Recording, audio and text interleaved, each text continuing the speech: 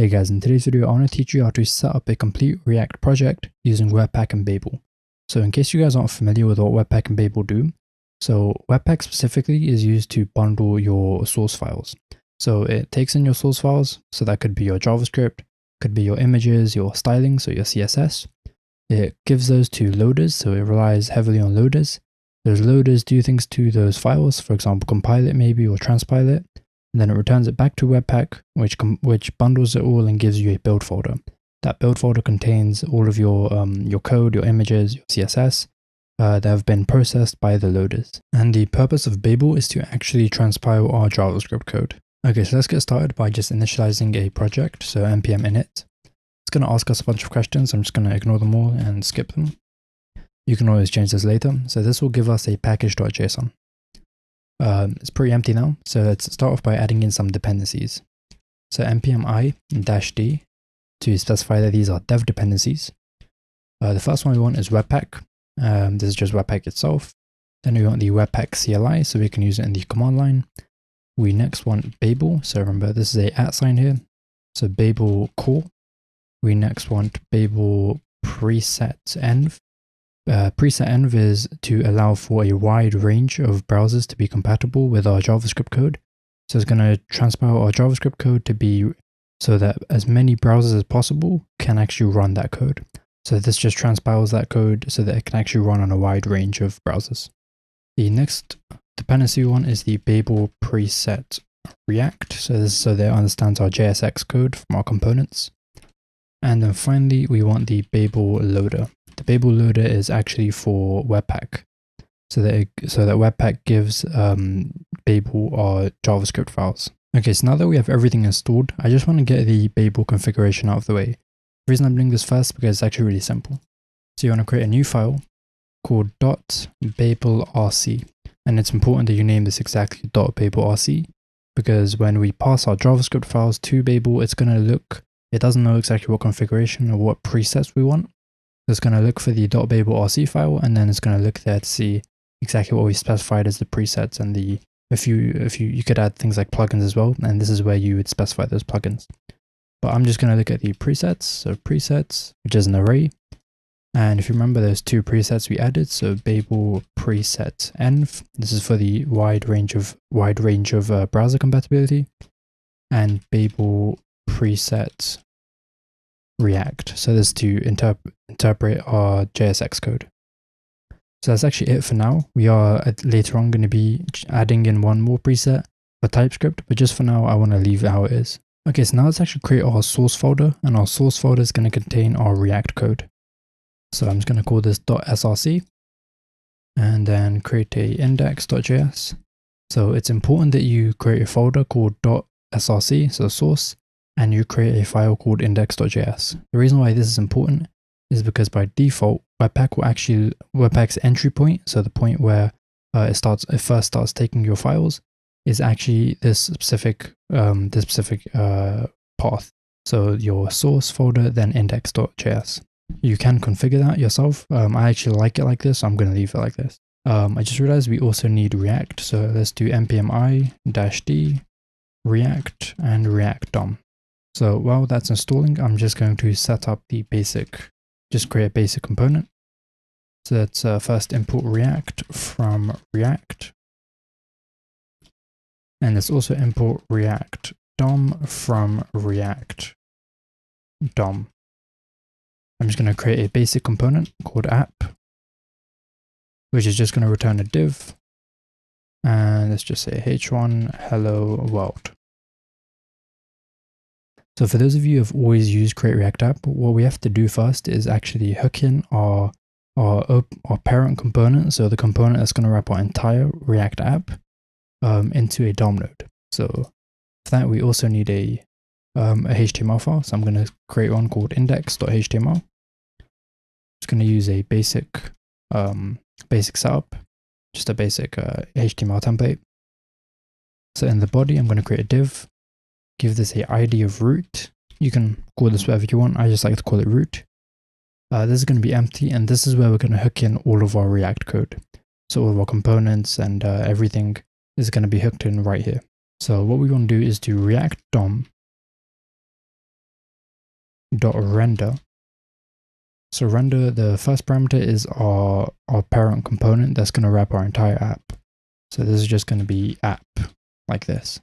The second one is actually the DOM node that we want to render this to. So like I said, it's going to be this root div here. So we're going to do document.getElementById root. So this is how you hook in a React app into the HTML. One thing I want to point out here is you can see I'm not actually importing any, I'm not actually importing that index.js file. The reason I'm not doing this is because Webpack is going to take care of it for me. So that's why I'm not doing like a script and then source or anything like that. Webpack is going to take care of that for me. So we can actually close out this index.html file. Let's actually start off by doing the Webpack config now. So I'm going to create a new file, call it webpack.config.js. And it is important that you name this exactly webpack.config.js. Otherwise, you're going to have to specify what you named it when we run the command to actually build our project. So in here, what we have to do is do module.exports. So we're going to export this object, and this has a couple of properties. So the first one is module, and inside module we have rules. So I'm going to get into what rules are in a moment, but I'm also just going to create, I'm also going to put plugins and leave this as an empty array for now. So what are these rules? So rules is how we're going to handle certain file types. And I think the best way for me to really explain this is with an example. So this is an array, and I'm going to put an object in here. So I want this rule to determine how we handle JavaScript files, so .js files. So the way that we specify this is only for JavaScript files is with a test. So this is going to be a regular expression. So I'm just going to copy and paste in this regular expression. So this says only JS and JSX files, so only files that end in JS or JSX, will this rule apply to. I'm going to exclude the node modules, so node modules. So just so we don't have to worry about the node modules folder.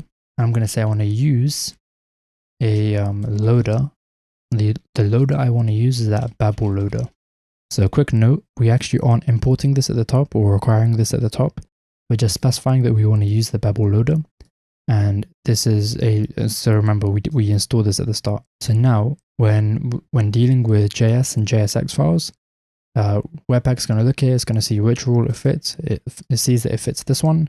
It's going to, if it's part of the node modules folder, it's not going to worry about it, so it won't look at it. But if it is, then it's going to use the Webpack loader. And that Webpack loader is going to use the configuration that we've set up here in our .babel RC. So now I'm going to just create a basic build script. So if we go to our scripts and our package.json, I'm going to say build. And all this is going to do is run Webpack. So you'll see this will actually not work correctly. So npm run build, there will be a slight issue. This will transpile our JavaScript code using Webpack, using Babel, and return to us a dist folder. So yeah, here you can see this is a dist folder, so this is our build. We get a main.js file, and if I open this up, it's very difficult to read. But this has been transpiled by Babel. So this is actually this code here, along with the imports, transpiled and bundled together by Webpack. One thing you might notice is that in this dist folder, there's actually no index.html. So we have to specify to Webpack that we actually want to use an index.html. So the way that we do this is we first need a plugin to handle the HTML files, and we also need a HTML loader. So let's do npm I. It's another dev dependency. We do HTML Webpack plugin. This is the plugin for the HTML files. And we also need that HTML loader. So now what I want to do is just require the plugin. So const HTML plugin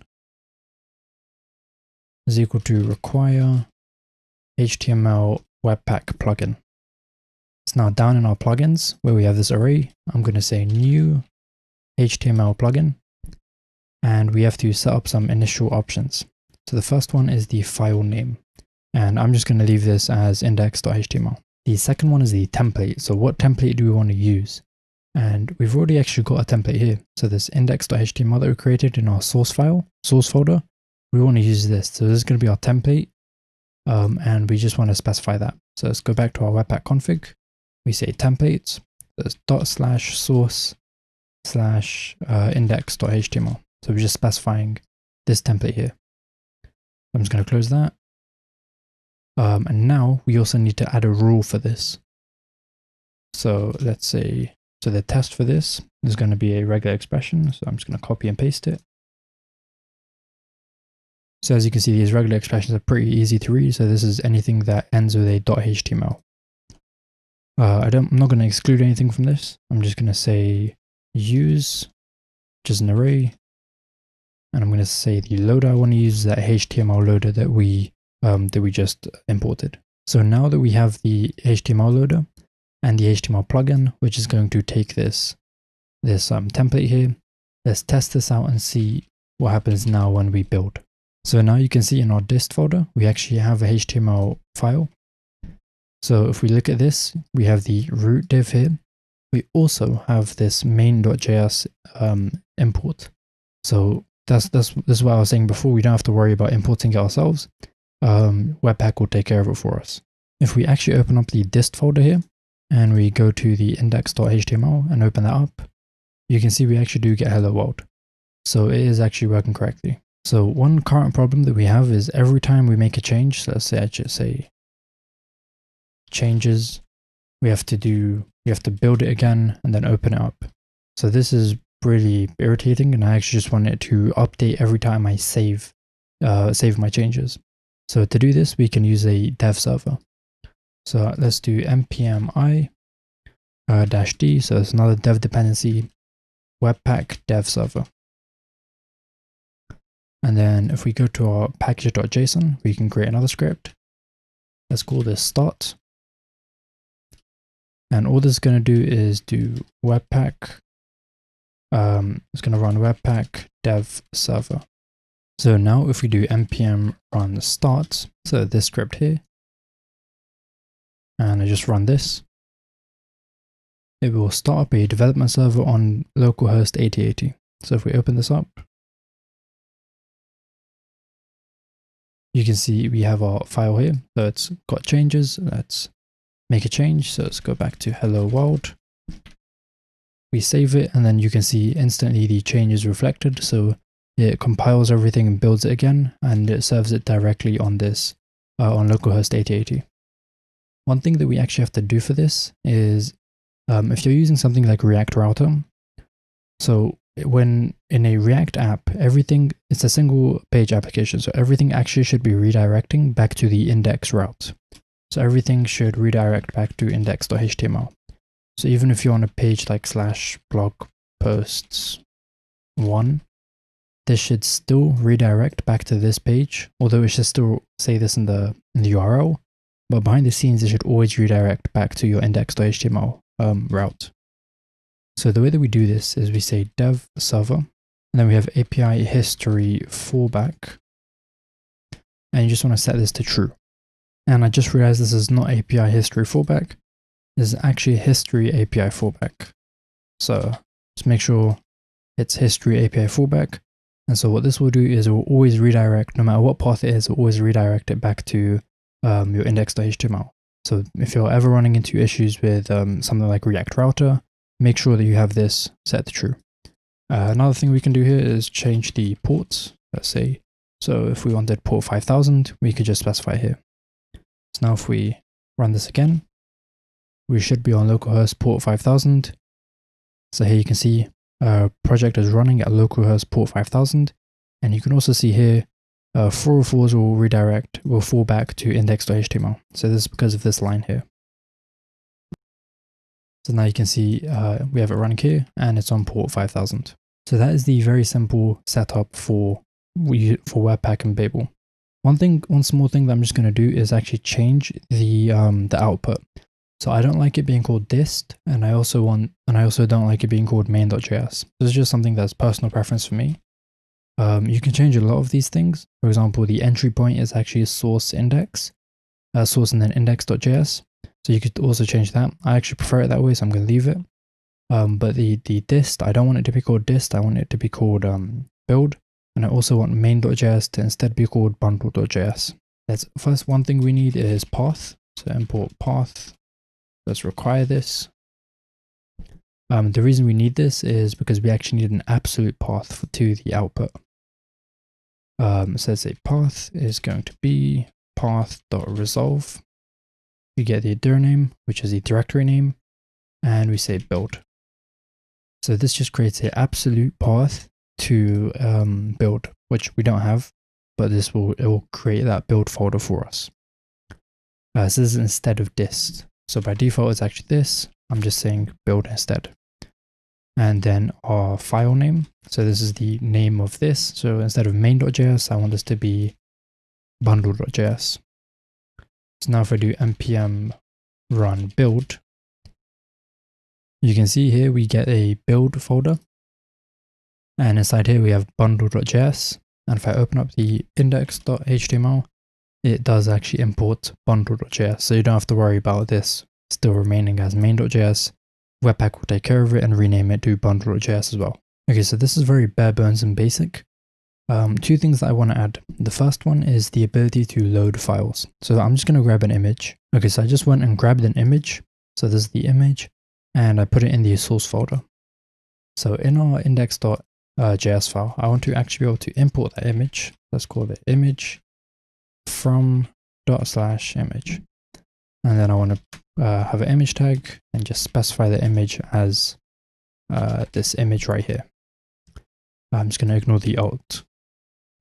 So this won't actually work. So if I do npm run start, you'll see that we will run into an error. And the reason for this is we have no way of handling .jpegs.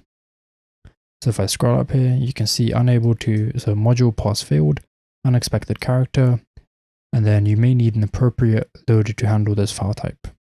So that's true, we do need a file loader. So let's do npm I. So this is another dev dependency, file loader.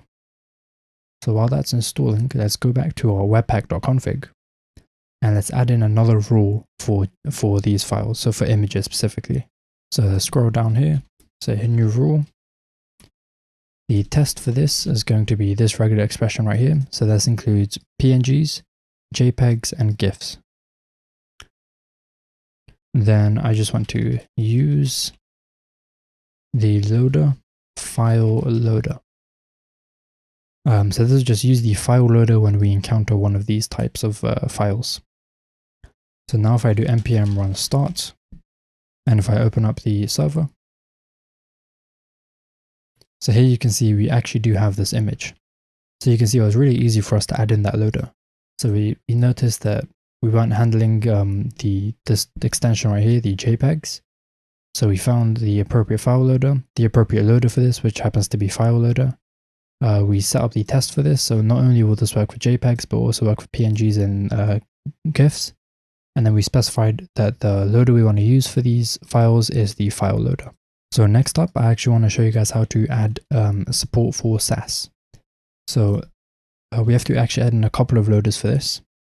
So we're going to type npm I -d and then the loaders. So first we need node Sass. So this is actually not a loader. Oh, and this should be Sass, not scss. So that's one of the dependencies. We also need Sass loader. We need a CSS loader. And we also want this. So this is mini CSS extract plugin. So this is so that our CSS actually gets converted into a file rather than being part of our bundle. So I'll explain that in a bit more detail once we actually build it. Okay, so now that we have that installed, let's import that plugin. So let's call it mini CSS extract plugin. So we're going to have to require that from mini CSS extract plugin. So the plugins you actually do have to import, but the file loaders or any of the loaders you don't have to import. You just specify their name here. So we go to our plugins. We say new and then mini CSS extract plugin. There is some configuration, some options you can do for this. I I'm just going to leave it how it is right now. I don't actually want to add in any configuration. So now let's do the rules for this. So it's going to be a new object, and the test for this is going to be this regular expression here. So CSS files, Sass files. I'm going to say that I want to use a couple of loaders. So the first one is actually from the plugin. We want to use that one's loader. Then we also want to use the CSS loader. And then we also want to use the Sass loader. So here in this case, you can actually see we use multiple loaders to handle Sass files. So let's test this out. Let's create a Sass folder, a Sass file. Let's say styles.sass. Let's say, let's just make sure, let's say color red, and let's say paragraph tags are going to be color. So this is specific to Sass, so you can't do this in regular CSS. And let's go to our index file here. Let's actually create a paragraph tag saying hello. And let's import those styles. So styles.css. Let's start up our development server and let's hope that everything's working. So as you can see here, we have hello and it's actually in red. So the styles from our Sass file here was actually applied. One more thing I want to point out. So if I do npm run build, so we actually get the build in the build folder here. So when we look here, the first thing you might notice is we have the image here. So this is the image that we have here. And you also might notice that we have the main.css file. The reason we're getting this main.css file is because we are using we're using this plugin and we're using its loader. Normally it would actually be part of your JS bundle, your styling. So this is just so that your styling is actually not part of your bundle, but instead is part of is actually its own separate file. And if we look here, you can see we have color red. So it was able to correctly compile the Sass into CSS. Okay, so what I want to do next is have the ability to create builds for specific environments. And here's what I mean by that. Sometimes when we're developing, we have multiple environments. So we have our beta environment, we might have our development, our UAT, so our staging environment, and then our production environment. And so all these environments, you will have different environment variables. So we want our builds to be different depending on which environment we're in. To do this, what I'm going to use is cross-env. So this is another dev dependencies we're going to add. Okay, so the way that we use cross-env is we're going to go to our package.json. We're going to say cross-env, and then we're going to say node_env is equal to, and then whatever environment we want this to be. So for now, I'm just going to have this say prod, and we can do the same thing for the build, but have this, or actually we can change this to development and leave this as production. So what we can do is actually get access to these variables in our React code. But before we do that, one more thing we have to do is actually come down here. So first we have to require Webpack. So Webpack is equal to require Webpack. And the reason we have to do this is because we have to actually use a plugin. So here's what I mean. So we say new Webpack.define plugin. And then here we say process.env. And then we specify this and we say node.env. So this is the name of your, so this is this right here, node.env. And we do json.stringify our process.env.node.env. So the reason that we do this is because without this, we actually can't get access to our node.env environment variable in our React code. So that's the reason that we're doing this extra step here, where we create this plugin to provide the node.env to our process.env. So now what I actually want to do is say const env is equal to process.env.node.env. And I'm just going to put this as the title. So env. So if I save this and do npm run start, you can see we should get, so here for start, we specify the end as development. So if we refresh this, we get development. Now I'm going to change this to, let's say, beta, and then restart our development server. And hopefully, and now you can see it says beta. So here we actually have access to these variables. So the reason you might want to do this is, let's say you have build production, and then let's say here you have build beta. And the reason you might want to have this is because let's say you're connecting to an API, and one of the API has a endpoint which looks like this, so www.beta.com/v1, and your other one has an endpoint of, I don't know, production.com or whatever. So you have different endpoints for different environments. So therefore, one of the uses for this, you might want to do something like a switch statement for the environment, and then set your endpoint URL to be different things. So you want to maybe, so if there's a production, you set it to, you might want to set it to this endpoint here. And in case this is not production, so the default, you probably just want to set this to your beta. So beta. So this is just an example of why we use crossenv to set environment variables, and then we pass down those environment variables here to our index, to our actual app. And then here, a good use case for this would be to set different API endpoints according to your environment. Okay, so now that we have that done, we've actually gone through quite a bit. So we've added the ability to set environment variables and pass that down to our actual project using the Webpack define plugin. We've added the ability to set up a development server.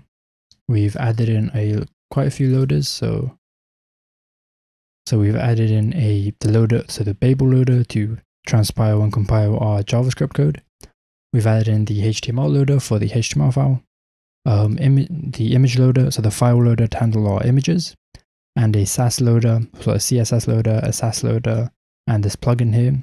So this is to handle our styling files or CSS files, and also to create a separate CSS file in the final build. So to finish off this video, I actually want to show you guys how to add TypeScript to this. So I'm just going to clear this. I'm going to do npm I, add in another dev dependency. So this is going to be Babel/TypeScript. And we also want TypeScript itself. Oh, and this should actually be preset TypeScript. Okay, so now that we have the preset, the Babel preset, we want to go back to our .babelrc file and add that in. So Babel preset TypeScript. So this is just so that Babel knows that some of the files that we're going to give it are TypeScript, and it understands how to transpile that TypeScript into JavaScript. So I'm just going to change this index.js file to a tsx file. I'm also going to have to import the types for that. So npm i-d type/react and type/react dom. So I'm going to change this to a functional component to specify that it's a functional component.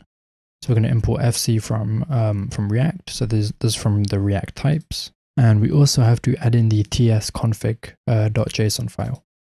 So let's do tsconfig.json. I'm just going to copy and paste in the rules that I always use. I'm not going to go through what all of these do. You could check the TypeScript documentation to see exactly what these do. This will be in the description below, so you guys can just copy and paste everything, and so will all of the tests here, so all of these regular expressions, so you can just check the description for all of this. So now one more thing we have to add in our webpack.config is we have to say resolve, and we have to say which extensions we want to resolve. So we want to add in the TypeScript, the .ts, the .tsx, and and we also want to have .js and .jsx in case we want to use both TypeScript and JavaScript. Although I don't recommend using both TypeScript and JavaScript, you have the option to do so. Okay, so now if we go back to our index.tsx file, you can see we have this slight error here. Small workaround for this would just be to create an images folder, move your image into there, and then just create images, definitions, and then here we can just declare a module, and this is going to be for all of our .jpegs. So that should get rid of that error. And now we have this error, which I think if we just do const value is of type any, and then export default value. Now that error should be gone as well. So now if we do npm run start, so this is now running with our index.tsx file.